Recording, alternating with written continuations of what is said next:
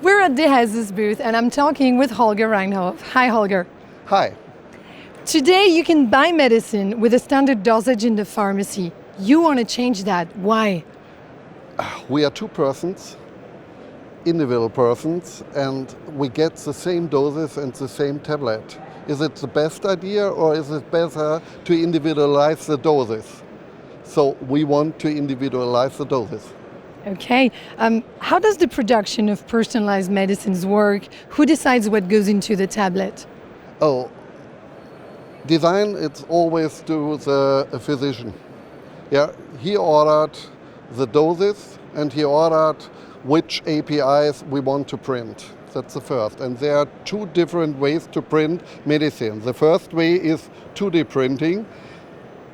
As this one, you print the API on an oral thin film.